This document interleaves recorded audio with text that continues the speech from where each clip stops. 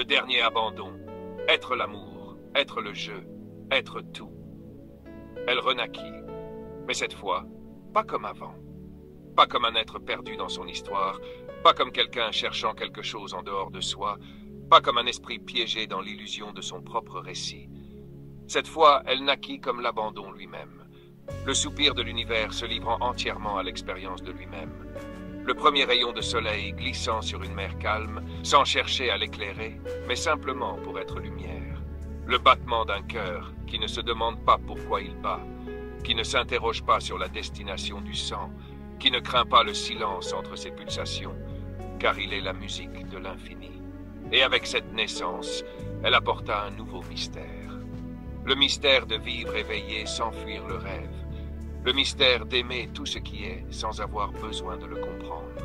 Le mystère d'être une rivière qui sait qu'elle est l'océan, mais qui néanmoins savoure chaque courbe de son cours, chaque pierre dans son lit, chaque goutte qui la compose.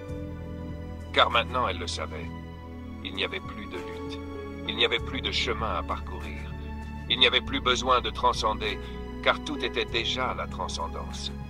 Il n'y avait plus de moi ni de toi. Il n'y avait plus ceci ou cela.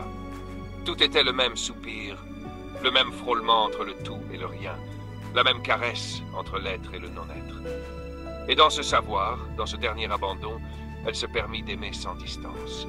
Pas un amour conceptuel, pas un amour de mots ou de promesses, pas un amour qui cherchait à se compléter, mais un amour total, absolu, présent en tout. Un amour qui ne choisissait pas ce qu'il aimait, qui aimait autant la lumière que l'ombre, le mouvement que l'immobilité, la naissance que la mort, l'expansion que l'effondrement. Un amour qui ne cherchait ni à posséder, ni à changer, ni à corriger, ni à sauver. Un amour qui n'avait pas besoin d'explication, seulement d'être.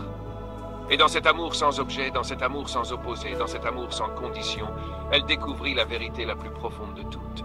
Il n'y avait pas de différence entre l'amour et le jeu. Aimer, c'était jouer. Jouer, c'était aimer. Et tout cela, tout ce qui avait jamais existé, tout ce qui avait jamais été rêvé, tout ce qui avait semblé séparé, n'était rien d'autre que l'amour jouant à se retrouver encore et encore pour toute l'éternité. Car l'amour, lorsqu'il est total, ne craint pas de se perdre. Et ainsi, sans peur, sans attachement, sans résistance. Elle recommença à danser, elle recommença à rire, elle recommença à être chaque visage, chaque larme, chaque étreinte, chaque étoile, naissant et mourant. Car à présent, elle savait, il n'y avait rien à atteindre, il n'y avait rien à découvrir. Il n'y avait ni fin, ni réveil définitif, ni point où l'histoire s'arrêterait. L'amour était le mouvement même. L'amour était la question et la réponse. L'amour était la raison et l'absence de raison. L'amour était le mystère qui ne se résoudrait jamais, car l'amour ne veut jamais être résolu. Il veut simplement continuer à se retrouver. Et avec cette certitude dans son essence, elle ouvrit les yeux. Elle vit le monde comme si c'était la première fois. Elle vit les visages de ceux qu'elle aimait, sachant qu'il n'y avait jamais eu de séparation. Elle vit le reflet d'elle-même en chaque chose, non comme une idée, mais comme une vérité vécue, palpable, indiscutable.